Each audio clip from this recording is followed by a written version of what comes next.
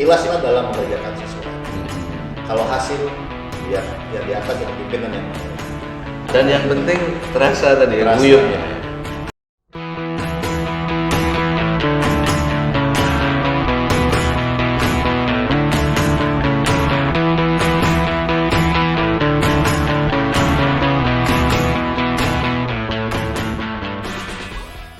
Assalamualaikum warahmatullahi wabarakatuh. Ketemu lagi dengan saya Arif Agung, host PWI Muba Bersatu Musi Banyuasin, independen dan berimbang. Dulur-dulur, hari ini kita kedatangan tamu istimewa, bukan orang lain, ya.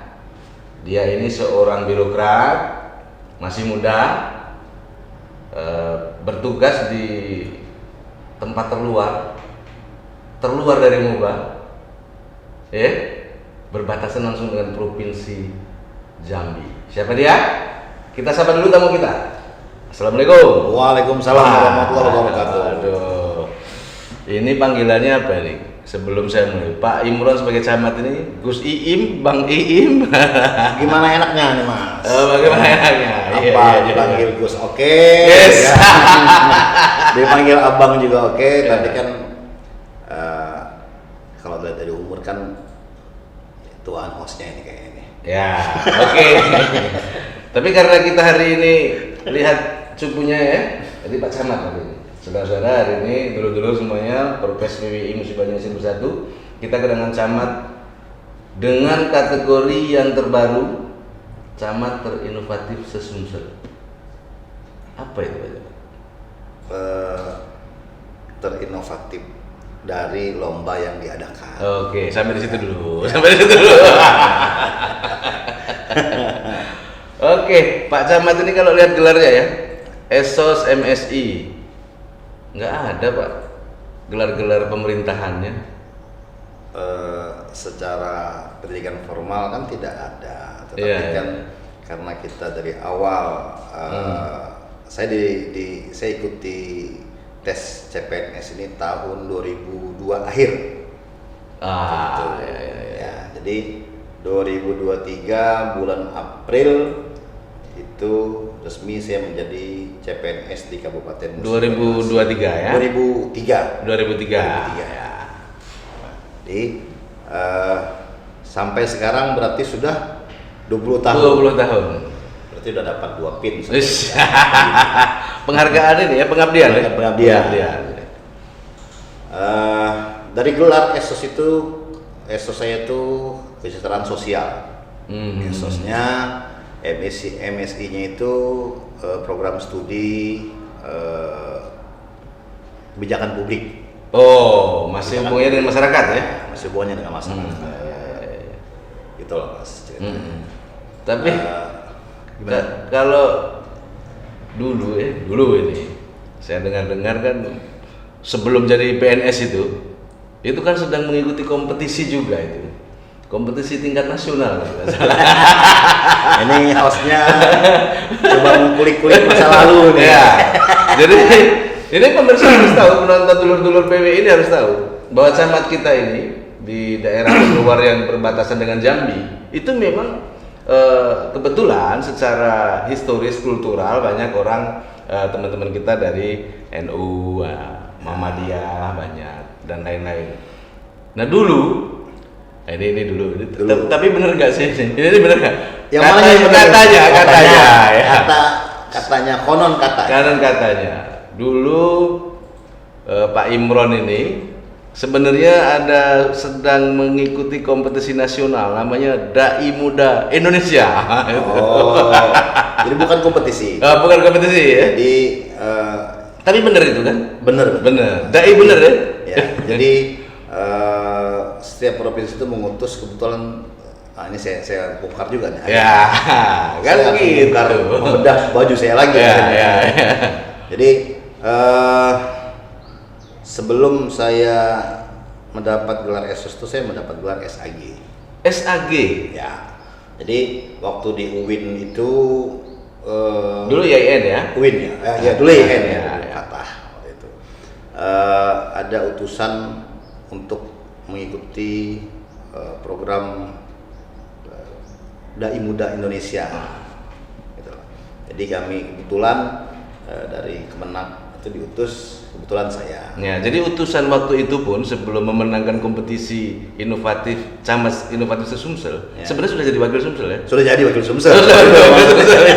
Tapi untuk urusan Dai Muda.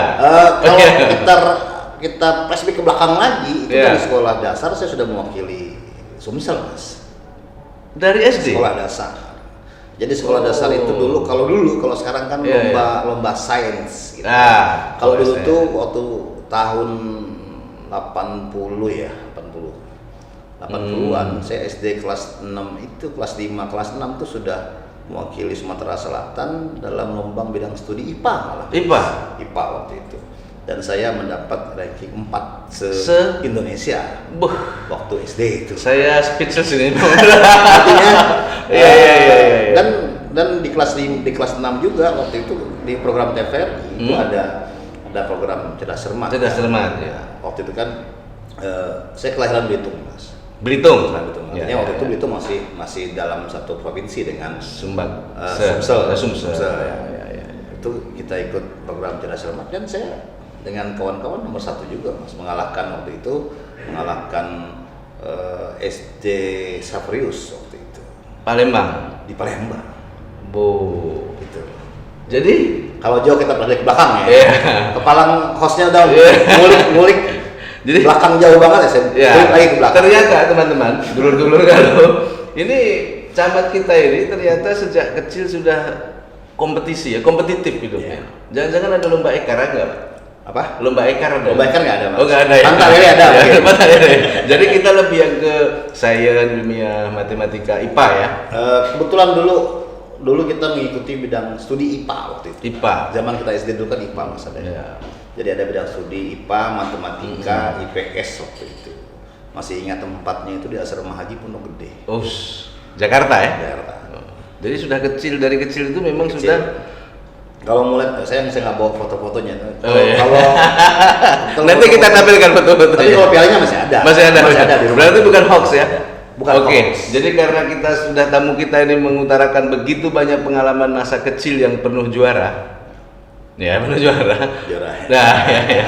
Dan sekarang ternyata dinobatkan sebagai camat terinovatif se-Sumsel. Ya, tentu ini bukan sesuatu yang wow dalam hal sebagai camat karena memang tidak pernah sekolah camat secara khusus, Ya. tetapi mampu melampaui katakanlah kawan-kawan camat kita di Muba maupun Sumsel karena terbukti terbaik terinovatif di Sumsel. Sebenarnya kompetisi itu dalam pengertian Pak Camat apa sih? Kompetisi dalam pengertian saya itu ya begini, Mas. Kalau saya kan itu kan bekerja dengan apa adanya aja. Jadi bagaimana kita memanfaatkan sumber daya kita sendiri dengan bersinergi dengan sumber daya alam yang ada.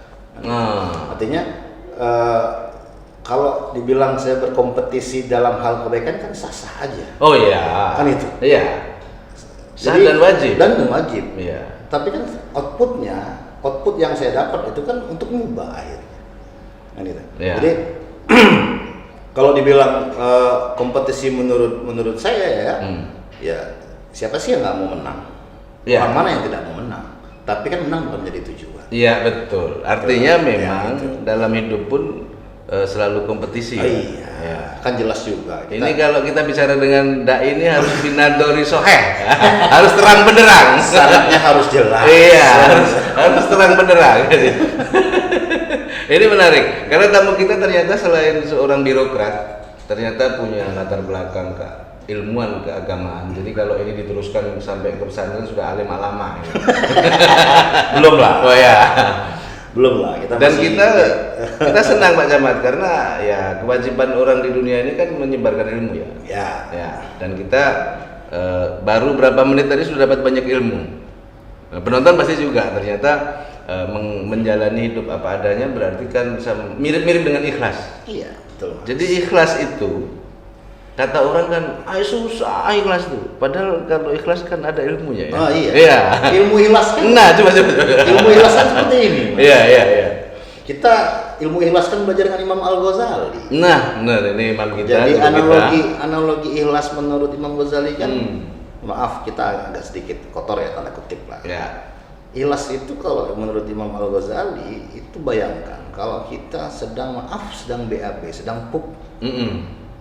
Bagaimana kita melakukan sesuatu dengan ikhlas dan nyaman, kan itu gambaran ikhlas.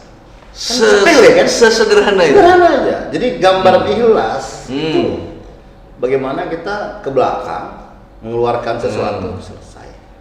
Itu termasuk ketika Pernah nggak kita mengingat sesuatu yang kita buang? Enggak kan? Enggak.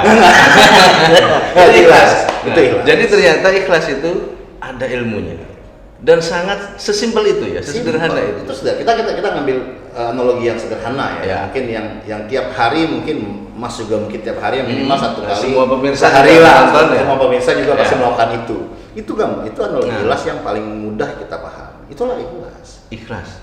Jadi kalau kita sampai sekarang menemukan orang bicara, susah ikhlas ngomong wae, ikhlas tuh susah itu ternyata Ya.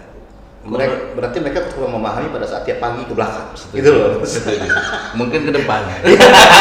Ada di depan, Ya. ada di dalam kamar. Nah, itu artinya dalam hal menjalankan tugas sebagai profesi PNS birokrat ya, itu pun juga didasari dengan rasa semudah itu ya. Iya Mas. Jadi kita berjalan itu kan ada landasan. Iya. Kita keluar rumah kan pasti ada tujuan.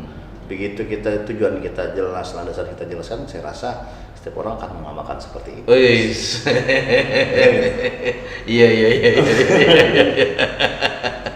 Jadi kan dulu sebelum kita lanjutkan teman-teman dulur-dulur PWI, Camat Muhammad Imron SSMSI ini dulunya berkarir di kecamatan memang ya. Ya, kecamatan. Begitu PNS 2003 itu saya dapat tempat di Kecamatan Sungai Keruh. Sungai Keruh. Ya, pada saat itu camatnya Bapak almarhum Pak Putrade Sohan Majid. Semoga beliau diampuni segala dosa-dosanya. Amin.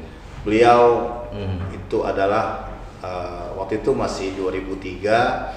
Nah, kebetulan saya barengan ini Mas. Iya. Mungkin dengan sekarang juga dia menjabat seorang camat itu. Kalau Oh iya, ya, itu barengan dengan Yudi Suhendra, itu camat Tunggal Jaya. Ya. Waktu itu satu. Ya, kita ada tiga orang. Jadi penempatan CPNS 2002 yang mulai SPMT-nya 2003 itu bertiga tadi saya kira. Yang pertama Neneng Suwati. Neneng itu sekarang sudah pindah ke provinsi kalau nggak salah, dia udah di Spenda kalau nggak salah. Oke. Kemudian saya terakhir sama Yudi Suhendra yang sekarang menjadi camat juga. Tunggal Jaya. Kita barengan tuh. Kita CPNS-nya barengan. 2003. Kita tinggal di Daerah tertinggal. Di daerah yang katanya Sungai Keruh itu daerah rawan. Guru lewat pun ditodong gitu kan. Dengan segala tanda kutip kriminal yang tinggi. Tapi alhamdulillah dari tahun 2003 sampai 2014 15 setengahan lah alhamdulillah tidak ada masalah. Dan itu berkat menjalani apa adanya dan ikhlas. Kalau kita ikhlas kan ya lepas semua. Iya. Gitu kan Mas. Ikhlas, kemudian kemarin sempat berbincang-bincang kan bahwa selain ikhlas menjalani apa adanya dan tidak malu untuk belajar. Betul Mas. Ini nyolong podcast juga nih. Karena kenapa harus malu kan tidak mencuri. Oh iya. Walaupun mencuri ilmu itu halal. Mencuri ilmu itu baik. Boleh. Dapat pahala. Kan? Orang yang mendengarkan ilmu itu kan pahala Mas. Nah, oke. Jadi ada satu pengalaman yang menarik ya. Satu dulu bahwa dari kecil sudah berkompetisi, kemudian kuliah pun karena waktu dai itu wakil Sumsel ya. Wakil Sumsel waktu itu kalau dari predikatnya ya nggak enak saya Mas. Jadi saya bukan niat takabur ya, bukan ya. Nah, ini kan saya tahdus bin nikmah nih. Kalau bahasanya tahdus bin nikmah Mas. Iya.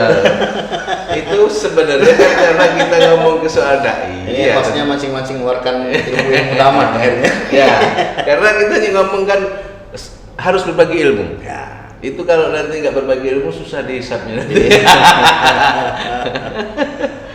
Jadi program calon dai muda itu saya di 8 besar Mas. 8 besar se-Indonesia pada saat itu. Gitu. Itu selama 1 bulan di asrama haji juga. Terus ini kan kabarnya orang tua kan juga punya latar belakang ini ya. Ya, memang almarhum Bapak. Almarhum memang berkecimpung dalam keagamaan, ilmu keagamaan dan tahfiz dan Quran ya. Walaupun basic saya umum lah sebenarnya. Ya, oke. Karena IPA tadi ya. Ya. Tetapi kan gini, begitu masuk di kampus IAIN, kemudian sepertinya ada jalur menjadi dai, tapi akhirnya memilih menjadi birokrat. Waktu itu apa? Itulah hidup Mas. Itulah hidup. Jadi pada saat itu kebetulan istri itu ikut tes CPNS di Musi Banyuasin. Oh, jadi menemani istri sedang hamil. Jadi daripada saya datang nemenin istri tanpa ada kegiatan, lebih baik kan saya ikut. Oh, sebenarnya mengawal istri ikut waktu itu beliau istri itu kan di Sarjana Ekonomi, dia ikut CPNS di bidang di ekonomi. Kebetulan lihat waktu itu itu ada SMA untuk formasi CPNS untuk SMA, saya ikut dan diterima. Dan alhamdulillah waktu zaman Pak Alik Nurdin itu Mas ya. Yang 4 kali tes itu. Oh, itu memang kompetisi, ya. Kompetitif betul itu. Iya. 2002 itu lihat tes pertama tertulis alhamdulillah nama saya nongol, istri nggak nongol. Gitu. Itu loh Mas. Itu awal saya masuk tadi birokrasi di pemerintah Kabupaten Banyuasin. Demi istri ya? Ya. Demi mana istri. Kita nemenin istri lagi hamil muda pada saat itu. Daripada saya bengong, saya ikut gitu kan. Tapi sudah lulus kan kuliahnya waktu itu? Belum, sudah lulus. Baru banget lulus. Tapi belum menerima, sudah selesai tapi belum menerima, belum yudisium. Oke. Akhirnya jadi PNS dan sekarang jadi camat untuk kedua kali. Nah ini ya, untuk 2 tempat maksud saya, dua wilayah ya. Setelah 11 tahun ya, apa 12 tahun jadi sebelum jadi camat itu? 14 tahun lah. 14 tahun itu memang betul-betul di daerah yang kata orang tadi takut, mengerikan ya. Yang pada saat itu itu di awal-awal 2002 2003 kan orang masih agak takut-takut lah kalau melewati sungai pada saat itu. Sebenarnya tidak ada masalah. Kalau kita ikhlas tadi kan nama-nama. Iya, ilmunya ikhlas. Iya. Ini berat kalau ilmu ikhlas ini kita ikhlas aja lah. Dan akhirnya sampai di sini dengan segudang prestasi. Karena sebelum dari camat Sungai Kero kan sempat ke dinas PMD ya. Artinya memang balik-balik juga mengurusi tentang desa. 14 tahun di desa, di kecamatan, berkecimpung dengan warga, masyarakat. 2015 saya pindah ke dinas PMD sampai dengan 2018. Urusannya juga masih ngurus desa juga. Sesuai dengan administrasi publik tadi ya. Iya. Jadi masih match ya. Ngurusi masyarakat. Iya. Karena di kecamatan kan sebenarnya ilmu kecamatan ini kan kompleks. Apa itu? Ya, artinya seluruh pengurusan pemerintahan umum itu ada di kecamatan. Perizinan ada di kecamatan, Trantibum ada di kecamatan, Perda ada di kecamatan, terus sebenarnya kecamatan ini makanya tapi sekarang kan beda gitu loh. Sebenarnya kecamatan tuh asik. Bedanya karena seluruh pengurusan pengerjaan administrasi perkantoran itu ada di kecamatan. Sampai hal-hal yang tidak tertulis pun ada di kecamatan. Bagaimana kita melakukan pendekatan kepada masyarakat, ilmu yang tidak ada di buku. Artinya memang ilmunya itu tidak bisa dipelajari di bangku Di sekolah. bangku sekolah.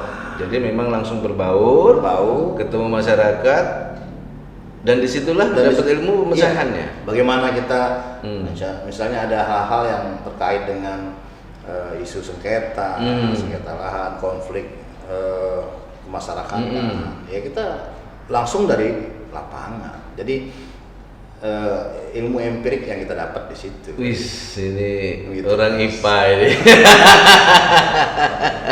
Iya. Dan kalau kita lihat ya, dari kemudian akhirnya menjadi camat Sungai Keru. Ya. Nah, camat Sungai Keru.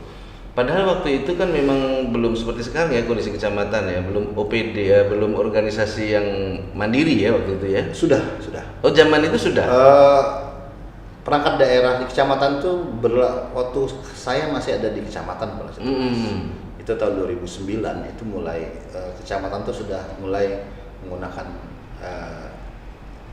sudah. DPR Nah, tersendiri. ini maksud saya. 2009. Iya, DPR. ini maksud saya.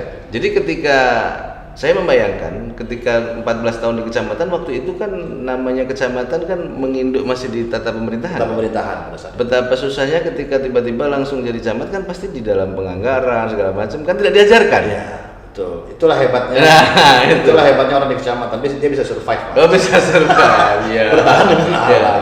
Bagaimana berkawan dengan alam? Siapa ya, masyarakat lah. Iya. Gitu. Akhirnya mampu jadi camat Sungai Keru dan kebetulan sudah mau di perangkat daerah ya, sudah ya. Sudah perangkat daerah. 2000 tanggal 18 September kalau tidak salah tahun 2018 itu menjabat sebagai camat Sungai Keru. Dan itu sudah perangkat daerah sebutannya. Sudah Ya. menjadi perangkat daerah. Berarti kan tidak terlalu kaget ketika Tidak, tapi kan sudah di PMD dulu ya. Sudah. Artinya di situ juga Jadi, sudah. ya, di kecamatan kita belajar ilmu kemasyarakatan. Di dinas PMD kita belajar pengelolaan administrasi, bagaimana pengadaan barang dan jasa, bagaimana jadi bagaimana kita memanage orang-orang anak buah kita yang ada di dinas kan gitu, Mas. Tantangannya kalau di kecamatan kan karena skupnya kecil ya. Ya. Jadi sentuhannya hanya ke masyarakat. Tapi kalau di dinas kita kan sentuhan kita kan ke Semua. ya. Jadi skupnya lebih besar lah.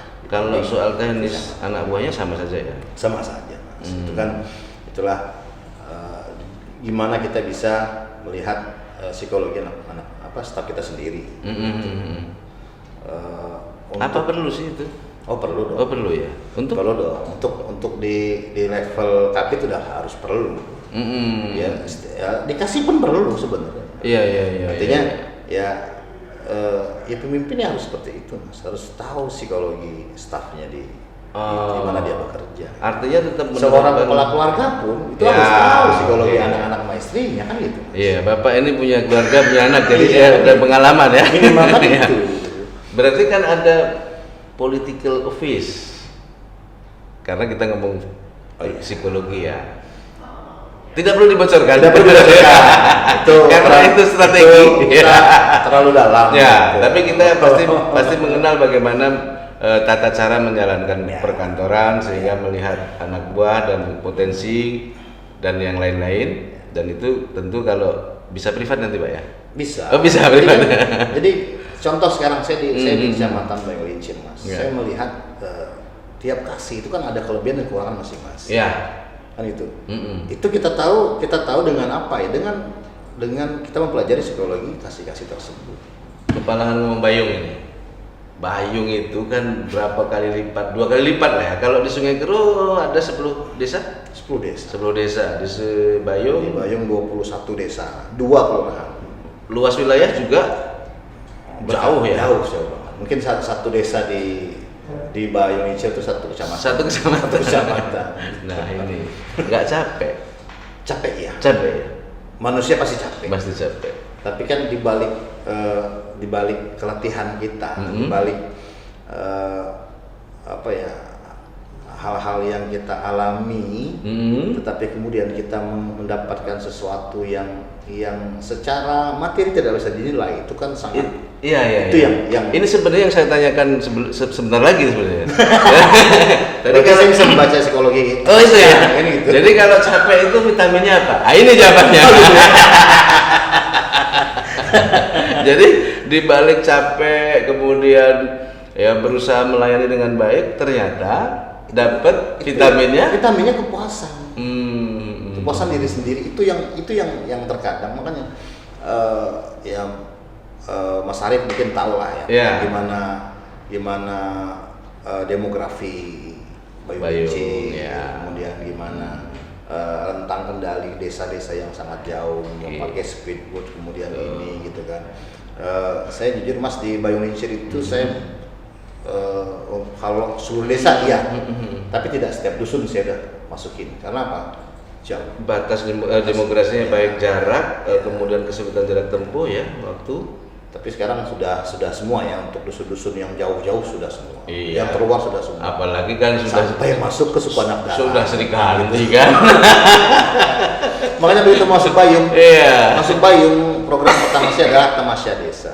Ya. Jadi Tamasya Desa itu kalau di Sungai Keru saya membuat program Sapa Warga waktu itu. Sapa Warga. Serap aspirasi warga. Sapa Warga, kita motoran, ngobrol. Mungkin kalau Mas Arief lihat di Facebook Kecamatan Sungai Keru dulu, saya rutin saya ke desa-desa ngobrol dengan warga, apa yang menjadi keluhan masyarakat. Nah, di Bayung Incir saya buat program substansinya sama. Tetap warga ya, intinya warga ya. Kita kemas dengan yang dengan berbeda. Artinya kita Tamasya Desa, temu masyarakat desa. Kita pertama kali saya masuk ke daerah Lubuk Sanggar waktu itu, di daerah Sukajaya.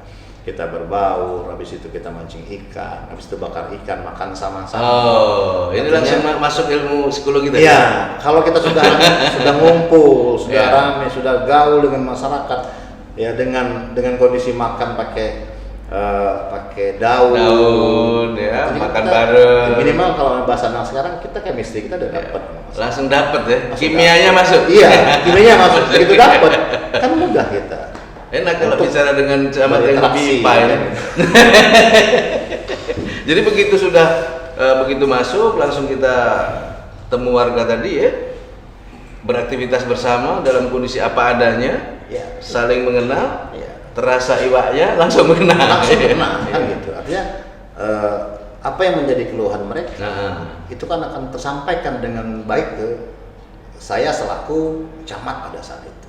Tapi camat itu kan jabatan paling tinggi di kecamatan ya.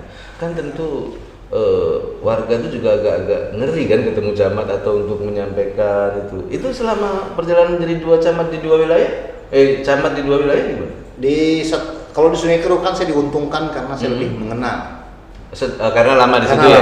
Jadi dari CPNS saya sudah di situ. Artinya saya lebih diuntungkan dengan status saya pernah bertugas di Sungai Keru. Tua tahu. Jadi sampai anak kecil, tua, yang hobi nongkrong, yang hobi di sini kita tahu semua. Ya tapi kan camat tetap begitu jadi camat kan kita, Pak Camat. Oh iya, jadi mengatasi itu gimana jarak? Kita berseragam itu dari jam 7.30 sampai jam 16.00. Dan tugasnya berseragam. Berseragam. Artinya itu resmi kita menjadi camat dengan karena kita memakai seragam, tapi begitu di luar kita seperti masyarakat biasa. Sapa tadi. Temu tadi. Santai, tanda kutip ngudut bareng. Ya, dan itu terbukti efektif ya? Dan efektif. Saya anggap efektif. Mas. Artinya pendekatan ke masyarakat, pendekatan tua-tua, kita pengajian, ngobrol sambil ngopi. Orang tua kan kita ngopi pasti, Mas. Pernah nggak ketemu yang agak susah atau pasti pengalaman kan ada yang pasti ada. Tetapi kan orang-orang ini kan karena belum kena hatinya aja, Mas. Tapi kalau sudah kena itu belum tersentuh. Mungkin selama ini mereka tahu camat ini gini. Tapi kan kalau kita deketin, makanya kita jangan balik kita jangan gengsi, jangan malu. Mungkin mereka belum tahu niat kita bagus, tulusnya belum tahu. Tapi begitu kita melakukan pendekatan kan alhamdulillah sekarang berhasil. Berhasil. Berhasil. Nah, berhasil ini kita stop dulu. Jadi dulur-dulur PPI Muba Bersatu, independen dan beriman. Nah, ini tadi kita akan sambut lagi dengan apa adanya, ikhlas. Ada ilmunya. Oke, kita lanjut ya. Nah, ini ada satu yang membuat seluruh warga Muba, terutama beberapa kades yang saya kenal dan pejabat yang saya kenal itu nggak percaya loh. Masa Pak Camat juara se-Sumsel sih gitu. Masa Bayung Lincir? Lah buktinya iya. Kalau menghadapi pertanyaan masa ini gimana? Kalau prestasinya sudah tahu semua kan? Saya pun tidak nyangka Mas kalau ini bisa mendapat predikat terbaik 1 untuk Camat. Di 200, hebat Bapak Camat itu. Tidak pernah menyangka tapi jadi, tidak menyangka jadi gitu ya. Iya kan terbukti ya, gitu kan. Artinya apa ya? Ini kita jalani biasa. Ya. Ya. Tetapi kan mungkin dinilai orang lain luar biasa atau sebaliknya. Tapi boleh Pak, merendah terus boleh, tapi ada hasilnya. Tapi jangan ditiru terus yang merendah ya, karena ini merendah sudah ada hasilnya, jadi nggak apa-apa. Terus kan Pak. Iya, karena sampai ada teman-teman ngurusin SAD terus katanya kan. Nanti SAD itu suku anak dalam. Suku anak dalam. Inovasi yang judul inovasi saya kan adalah Taman Bacaan Masyarakat Suku Anak Dalam di Sungai Badak, Desa Pagar Desa. Jadi saya rutin ke sana waktu itu, saya pelajari orang-orangnya dan yang tadi kalau masyarakat yang berpendidikan mungkin yang ini kita mudah melakukan pendekatan. Tapi terhadap mereka, apakah mudah? Susah. Bukan, kita kan belum tahu mungkin ya dulur BWI ya. Suku anak dalam itu kesannya apakah mengerikan atau apa sehingga orang agak susah ada frame-nya itu. Itu sebenarnya pola kehidupan real mereka gimana sih? Biasa-biasa aja. Biasa-biasa aja. Teknologi mengenal ya? Teknologi tidak semuanya mengenal. Tidak semuanya. Tapi karena kan mereka sudah mulai berbau. Sudah mulai berbau dengan masyarakat sekitar. Jadi makanya ada beberapa tradisi mereka yang sangat masih melekat. Contohnya mereka masih berburu nyari. Masih ya? Masih berburu. Berburu. Terus permainan mereka sering sore-sore main gasing. Terus kalau mereka sakit itu besale namanya, upacara ritual mereka. Kalau berburu artinya masih banyak hutan ya? Masih banyak. Walaupun tidak selebat dulu karena gitu. Artinya mereka berburu pakai kujur tombak yang depannya gitu. Dan lokasi kita Taman Bacaan itu memang di tengah pemukiman atau ada hutan atau bagaimana? Ada hutan. Kita di tengah di lokasi Desa Pagar Desa itu di antara perusahaan BPP dengan SBB kalau tidak salah. Artinya memang tapi masih ada tradisi. Tradisi mereka masih ada. Tradisi mereka masih ada. Nah, itu yang menjadi PR besar lah buat saya bagaimana menjaga tradisi mereka tetapi mereka tetap mengikuti kemajuan zaman. Gitu. Kan bisa sebenarnya. Diminum aja. Oh iya. Ya boleh. Ini gelasnya berbeda. Ini maksudnya apa? Karena warnanya mirip. Saya kan itu air putih. Tapi tetap dalam satu meja yang sama. Ya. Walaupun gelasnya berbeda tapi mejanya. Air itu mensucikan, Pak. Jadi tetap ada itu aja wadah. Terus jarak dari ini kita balik lagi. Jarak Sungai Badak. Ini kemana lagi nih arahnya? Dengan kantor kecamatan atau ibu kota kecamatan gitu ya. Itu memang jauh nggak? Mereka artinya terisolir atau terluar gitu? Kalau terisolir tidak, karena ada jalan di dekat area konsesi pusat beberapa perusahaan. Kalau dari desa Pagar Desa itu jarak tempuh sekitar satu jam lah. Dari desa terdekat ya Desa Pagar Desa itu 1 jam lah. Inilah tadi kenapa saya mau tanya sebabnya dulu sebelum saya bertanya kenapa Pak Camat ini mengambil objek Taman Bacaan sebagai inovasi. Nah, ternyata memang dari sisi tradisi juga masih hidup. Kemudian tidak terisolir, tetapi juga mereka masih belum tersentuh sama sekali. Nah, Dari sisi pendidikan, dari sisi sisi pendidikan. Dan akhirnya itu menjadi pilihan untuk inovasi. Jadi pilihan inovasi itu sebelum saya ikuti lomba inovasi ini, saya kan baca dulu Mas. Ada berapa bagaimana kriteria inovasi. Tapi itu sebelum baca kan tulus kan? Ya tulus dong. Iya, artinya mengadakan membaca itu kan sekarang kan kita kan tidak mesti pakai buku Mas. Iya, artinya ketika mengadakan kegiatan itu memang tidak untuk lomba kan? Tidak untuk lomba. Nah, itu maksud saya. Jadi makanya tadi nggak nyangka tadi seperti itu Mas, karena awalnya itu kita kan setelah pertama kali itu saya kunjungan ke situ adalah dengan Abdesi. Asosiasi Pemerintah Desa. Waktu itu ketua Abdesinya Pak Nata waktu itu. Jadi awal kita ke SAD itu, jadi kita kebetulan waktu itu ada Abdesi Peduli. Jadi kita motoran dengan beberapa kepala desa, kita memberikan bantuan beras. Di situ saya lihat, banyak anak kecil. Ternyata. Itu pertama kali nih, Mas. Banyak anak kecil. Terus saya tanya mereka baca itu belum sama sekali. Di situ hanya ada rumah-rumah mereka, terus ada satu balai pertemuan mereka, dan banyak anak kecil itu yang memang usia sekolah gitu loh. Sekolahan sendiri belum ada? Belum ada. Jadi SAD kan jauh Mas, dia mau sekolah ke desanya, dan belum tentu juga mau kan mereka. Nah kemudian setelah dari kunjungan pertama, saya koordinasi dengan beberapa Korwil ini. Dengan UPT Puskesmas, coba kita ke sana. Langsung dengan seluruh sektor dengan PKK juga kebetulan ketua TPPK kita kan istri sendiri. Gitu kan. Coba kunjungin sana, langsung melakukan minimal pemeriksaan kesehatan, minimal mengenalkan mereka, minimal kasih kasih pengertian ke mereka. Berarti bukan hanya taman bacaan ya? Pada saat itu ya. Ini awalnya. Jadi setelah itu TPPKK bersama PKK desa dengan PKK kecamatan itu ngumpulin anak-anaknya belajar gitu loh, sambil ibu-ibunya diperiksa kesehatan, anak-anaknya masih bersifat sampingan waktu itu ya, masih bersifat sampingan dari pemeriksaan kesehatan. Waktu itu kan masih COVID waktu itu. Iya betul. Jadi mereka nggak mau pakai masker, kami nggak kenal COVID gitu kan. Gitu ya. Iya, nggak mau mereka bermasker. Cuman tetap kita periksa, ini jangan sampai itu. Di sela-sela yang mungkin ada yang hamil, diperiksa kehamilannya. Jadi anak-anaknya diajarin sama ibu PKK untuk belajar tulis itu. Dan tertarik mereka. Nah, disitulah. Itulah ide dasar saya langsung ingin waktu itu masih saung belajar. Jadi saya membuat tempat khusus untuk mereka belajar. Disitulah. Di situ.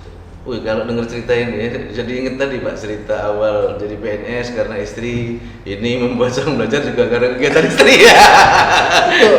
ini benar-benar karena yang namanya di balik sukses lagi itu ada istri ini.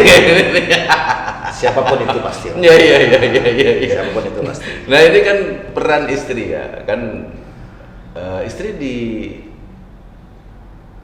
ada, istri. Jadi karena anak-anaknya kan masih kuliah dan anak-anak kecil yang masih SMP, ya bisa mengatur jadwal, jadwal. Artinya kan sampai ke pelosok-pelosok pun bisa tadi kan. Nah ini apakah untuk beberapa kegiatan karena aktif di TPPKK ya istilahnya otomatis ya. Dan ini ada binaannya juga selain di kecamatan, selain di Sungai Badak tadi Pakar Desa itu. Untuk PKK kecamatan. Untuk yang membaca yang tadi itu. Jadi mereka ini rutin Mas. Jadi kan masing-masing desa itu kan kita lihat potensinya juga.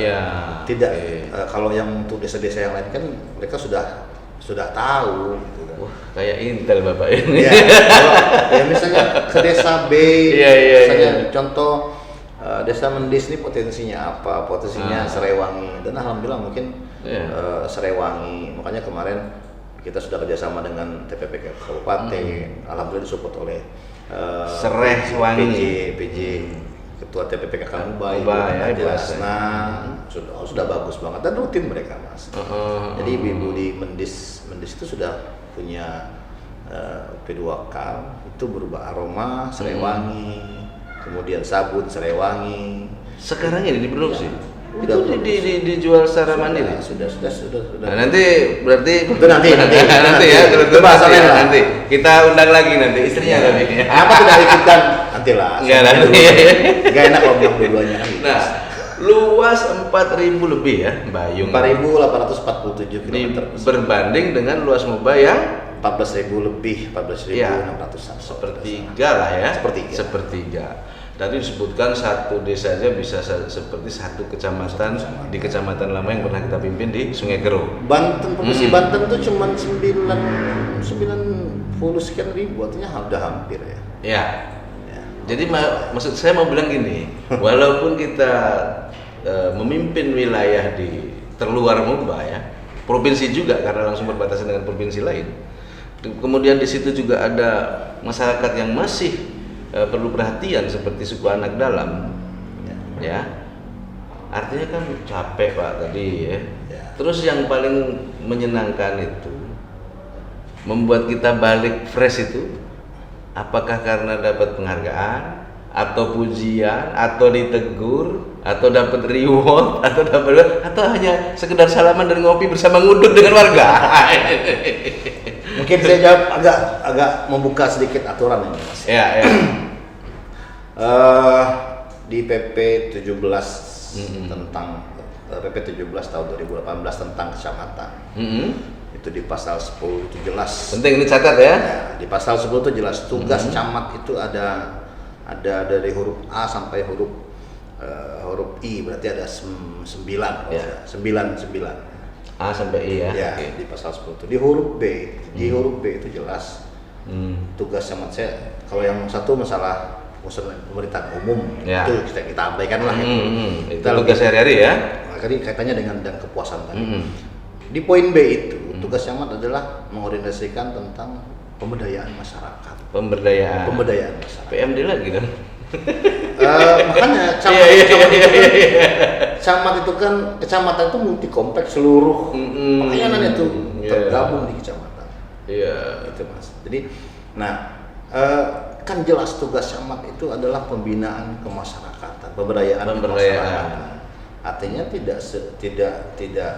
tidak boleh tidak. Artinya nggak apa ya kalau bahasa ini labudda ya. Jadi kita wajib bagaimana melakukan pemberdayaan masyarakat di setiap desa. Nah, melakukan pembinaan itu kan tidak mesti kita tidak mungkin duduk di kantor terus. Iya betul. Makanya kita harus ke lapangan.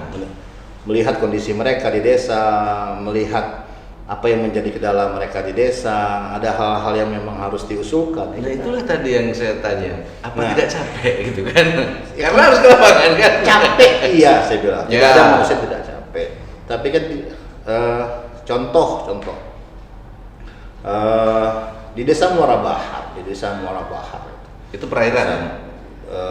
Darat ya? Bisa dari sungai, bisa dari darat. Di desa Muara Bahar itu waktu itu pertama kali saya masuk tuh udah hampir perbatasan Jambi di belakang sana, di arah sedikit ke utara. Itu jalan saya miris pada saat itu. Begitu saya injak ke Jambi, jalannya cor beton. Mulus. Jadi waktu itu saya melakukan tamasya desa dengan Pak Kades, Pak Indra Guntur. Itu begitu saya masuk di Sumsel, Moba, Kecamatan Bayulunci, Desa Muara Bahar, jalannya jelek. Miris langsung Pak. Miris gitu loh. Tapi sekarang kalau Mas lihat itu sudah cor beton semua. Alhamdulillah. Itu kan kepuasan kita. Iya. Oh berarti jadi keletihan itu dibayar dengan melihat yang dulu pertama kali saya datang masuk jalan jelek, begitu masuk di Muara Bahar, tapi sudah cor beton sekarang. Artinya warga senang, Bapak Camat juga senang, puas. Ya, makanya kita harus proaktif ya. Artinya proaktif bagaimana kita mengusul melalui musrenbang, melakukan pendekatan ke seluruh anggota DPRD untuk pokir-pokir mereka untuk pembangunan prioritas yang ada di desa. Iya, karena kan kalau lewat musren juga kita juga ada pokir, tadi kebetulan disinggung dengan DPR ya, berarti kita tetap juga menjalin hubungan ya. Harus Mas, tetap kita bersinergi. Iya. Ubah bersinergi. Aduh, susah narasumber kita ini terlalu melampaui batasan kita. Kita baru bertanya satu, dia sudah menyiapkan jawaban yang kedua. Minum.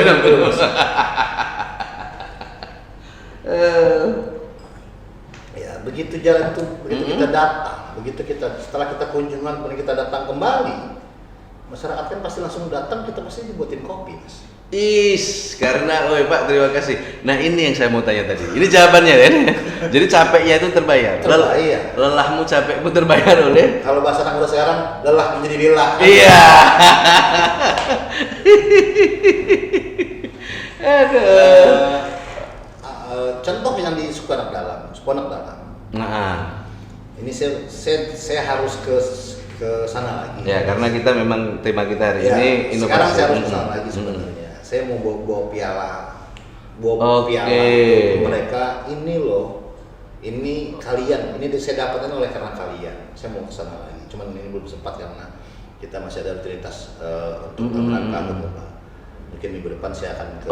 Walaupun sekarang mungkin sudah tahu bahwa Pak Camat kita terinovatif untuk objek sekolah Sukonak Dalam tadi.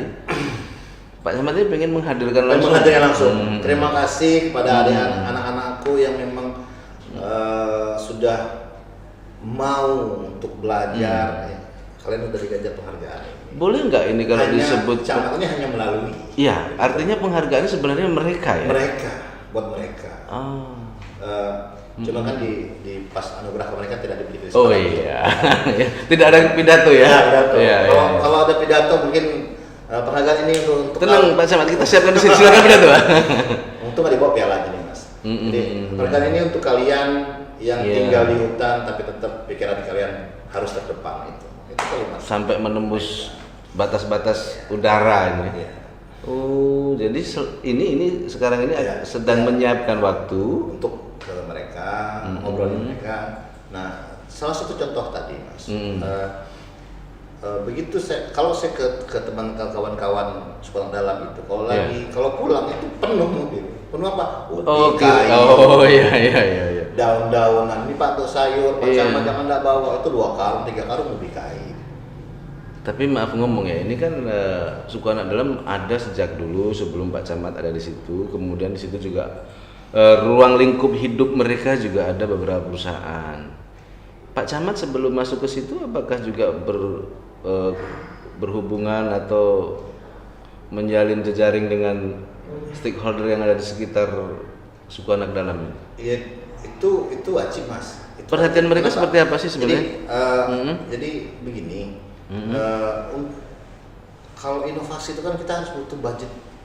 Iya. Itu tidak pungkiri, kita harus butuh budget. Oke, maksud saya gini. Maaf ya ini ya, karena di situ tadi disebut ada beberapa perusahaan ya, lebih dari satu. Iya. Kemudian ada Sukonak Dalam dan Pak Camat mendapati masih terbelakang dalam hal pendidikan.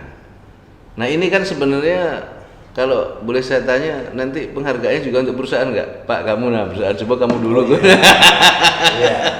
Jadi alhamdulillah ada satu korporasi yang intens memperhatikan mereka, makanya kami bersinergi, kita panggil, kita deep talk bareng-bareng di kantor. Saya ingat istilahnya Jaksel nih Mas. Iya. Oh anak Jaksel ya?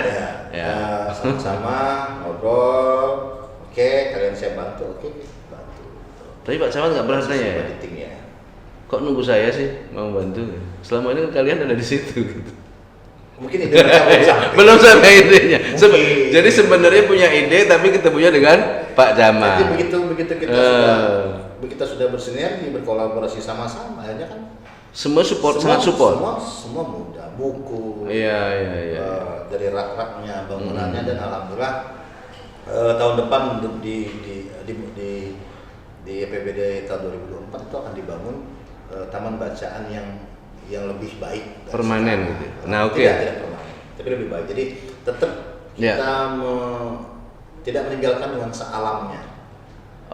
Masih tetap alami. Menjaga originalitas dari Sukonak Dalam. Ini keterlanjutan yang kita ini ya. Untuk ke depan. Artinya kita sudah siapkan rancang untuk ke sana. Makanya kalau tujuan kita hanya penghargaan, ada Iya, urusan. karena kan dari awal memang ingin mencerdaskan warga suku Sungai karena Badak. tujuan kita adalah untuk dasar kita ini kan untuk mencerdaskan kehidupan bangsa. Nah, keterlanjutannya akhirnya berlanjutannya adalah bagaimana kita membuat taman bacaan ini menjadi taman yang memang representatif untuk mereka. Artinya di samping belajar mereka bisa bermain, tidak meninggalkan ciri khas dan tradisi anak-anak suku anak dalam. tetapi Yang saya belajar. bahas tadi, Ya. tapi sambil belajar. Nah, apakah hanya ada di Sungai Badak untuk suku anak dalam ini? Yang perlu kita perhatikan maksud saya? Yang masih komplit dan menetap itu di Sungai Badak.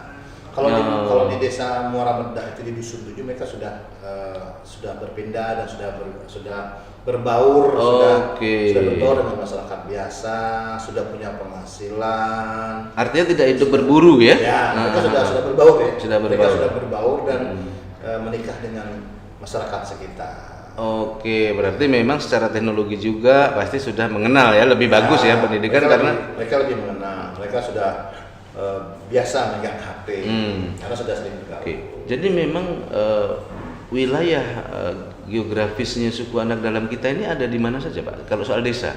Kalau soal desa ada dua, desa Pagar Desa dan desa Muara Medah. Ada kemarin sempat ada di Muara Bahar, cuman sekarang sudah bergeser, sudah balik ke daerah Jambi sana. Kalau boleh tahu berapa kakak atau? Kalau untuk di Pagar Desa itu ada 23 kakak. 23 kakak. Kakak dengan 57 jiwa. Ini kan akan terus bertambah. Iya, Terus betul. bertambah. Makanya saya dengan kepala desa kemarin sudah berbicara untuk bagaimana menempatkan mereka dengan nomor mereka untuk bekerjasama dengan korporasi. Jangan sampai mereka pindah tempat. Ya. Kenapa? Salah satu tujuan kita adalah sekolah itu biar mereka nggak pindah tempat sebenarnya. Oh, biar mantap. Salah satu ya. Ya. Itu mungkin tujuan yang sekian lah. Oke. Tapi kan begitu anaknya sekolah, dia lihat anaknya bisa baca, bisa hitung. Dan di situ juga.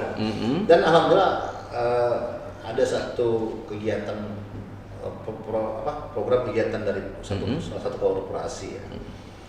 Itu sekarang mereka memberdayakan anak-anak SAD, anak-anak SAD untuk melakukan pembenihan. Oh, secara ekonomi ya, ini usaha ya. Artinya begitu mereka dapat usaha yang menghasilkan uang, kan mereka tidak mungkin pindah. Oke, berarti ada misi juga, tempatannya tetap, lingkungannya tetap terjaga, tetapi secara ekonomi juga mereka bangkit. kita kasih. Jadi itulah balik-balikan itu pembinaan pemberdayaan. Makanya saya sangat berterima kasih dengan korporasi ini. Sekarang masih proses nih. Masih proses. Ya. Mereka mereka buat benih di dalam polybag. Itu akan dibayar, satu polybag akan dibayar. Oh, dibayar? Ya, dibayar dan nanti akan ditanam di lokasi mereka juga, di lokasi SAD itu. Dengan suntikan daya dari mana nih? Ya, dari korporasi tadi. Korporasi menyiapkan benih, ditanam, silakan tanam, begitu dibayar. Sudah layak tanam, sudah sekitar tinggi 50-60 cm akan dibayar oleh pihak perusahaan. Dibeli untuk ditanam untuk wilayah mereka juga. Di wilayah SAD juga. Oh, ini jadi memang bukan saja berkelanjutan dalam ide, tapi berkelanjutan dalam rantai ekonomi. Iya, sumber daya. Karena begitu mereka ekonominya terpenuhi kan, mereka tidak mungkin pindah.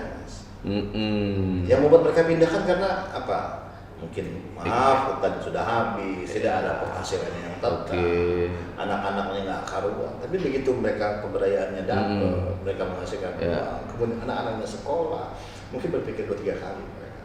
Terjadi tetap di tempat alamnya, sumber ekonomi ada, pengetahuan di situ. Ini memang layak jadi juara ini. Itu juri yang mengatakan. Iya, mudah-mudahan ya dulur-dulur podcast PBI Muba Bersatu independen dan berimbang. Jadi mudah-mudahan apa yang diupayakan Bapak Camat Bayunglencir, M. Imron, Esos MSI ini tidak saja berlaku bagi manfaatnya bagi suku anak dalam, tetapi kita semua juga ikut terbuka ya. Siapa tahu bisa menjangkau mereka secara langsung karena memang tentu koordinasi dengan Pak Camat ya untuk menjalankan ide-ide ekonomi berkembang, pendidikan berjalan, tempatan masih terjaga. Oke, nah sekarang untuk pertanyaan yang terakhir.